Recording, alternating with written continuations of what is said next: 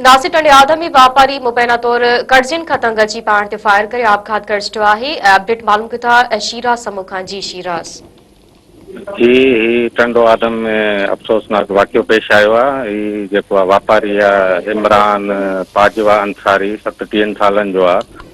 उन जेको आहे टंडो आदम जो नवाज़ टाउन आहे उते कपिड़े जो गोदाम आहे उते पंहिंजो पाण खे जेको लोंदड़ी में गोली हणी आपघात करे छॾियो आहे।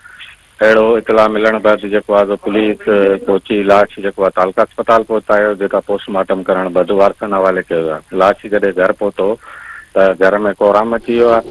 पुलिस जो चवणु आहे ऐं हुते मौजूदु माण्हुनि जो चवणु आहे जेके हुन जा वास्तेदार आहिनि त ही वापारी हो पावरलूम्स कारखानो जेको कपिड़े हुअण जो कारखानो हूंदो आहे उहो हलाईंदो हो ऐं कर्ज़ी थी वियो कारोबार में नुक़सानु थी वियो जंहिंखां दिलि बर्दाश्त न थी जेको आहे सो हुन ख़ुदकुशी करे छॾी आहे।